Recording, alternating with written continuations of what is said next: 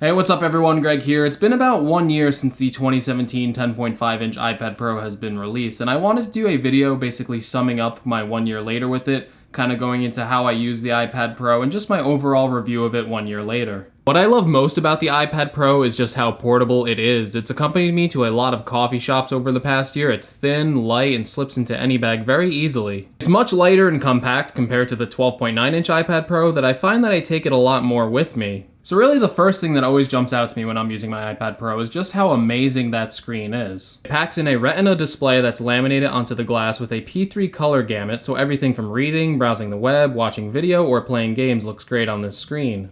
I also love the True Tone display, which changes the color temperature of the display depending on your ambient lighting. It's something I only see in Apple products, and once you have it, it's so much more comfortable to read on, especially when you have a bright white web page. ProMotion is also really awesome and makes the whole display feel incredibly smooth and responsive with all of your interactions. It's the coolest screen tech in the iPad Pro, and it's the only Apple display that currently supports it. Hopefully they bring ProMotion to the Mac and iPhone soon. The 10.5-inch fits a somewhat perfect sweet spot. It's really portable and big enough to do split-screen multitasking. However, I'd be lying to you if I said that sometimes I don't longingly stare at the giant 12.9-inch iPad Pro and just remark how big and beautiful that display is. I'm hoping the rumored bezel-less iPad Pro has an 11-inch screen, but keeps the same form factor as the 10.5-inch iPad Pro. I think that would just be the perfect screen size. iOS 11's new split-screen multitasking and dock have been a welcome addition to the iPad Pro. I find it very easy to multitask, and I love being able to summon the dock and put a large swath of my favorite applications on it. I still would like some refinements to multitasking, something to make multitasking with apps that aren't in the dock a little bit easier. Performance on the iPad Pro has not been disappointing.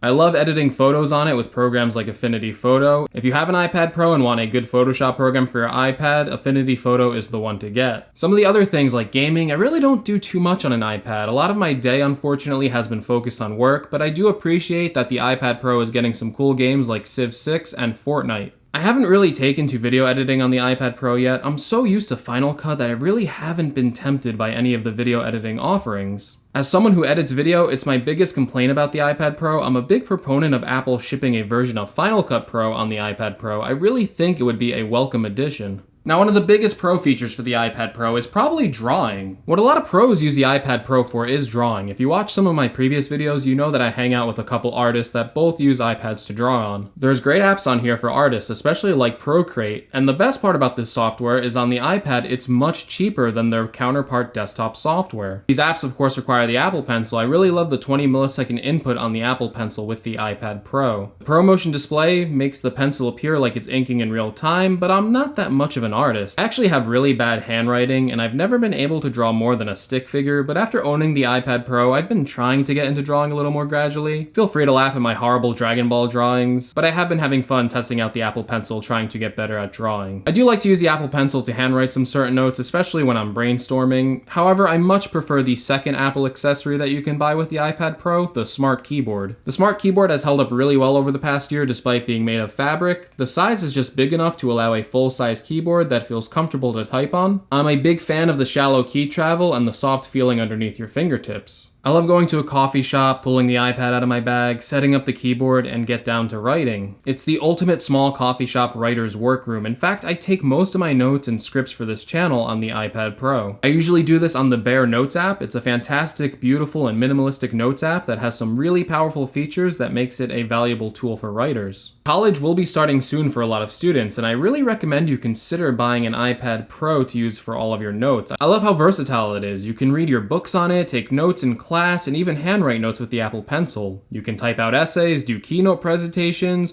or use it as a digital art tablet. You can entertain yourself with Netflix, YouTube's playing games, and you get it all in a super slim 1-pound form factor. And I think that's what sums up most about what I love about the iPad Pro. It's a powerful, versatile companion that you can easily take anywhere with you and get some real work done. It empowers you because of how easy it is to use, how accessible the applications are, and it's an incredibly fun device with a good selection of games, great entertainment apps, and a fun, laid-back way to browse the web. Over the past year, it's held up extremely well with little to no cosmetic damage, and it's still just as fast and powerful as the day I purchased it. Overall, the 10.5-inch iPad Pro has been an invaluable tool for me. I've been using it every day. I really love everything about it. Alright everyone, thanks for watching. If you liked the video, make sure you give it a like. Make sure you subscribe to my channel to see more. Click the notification bell if you want to be notified about future channel updates.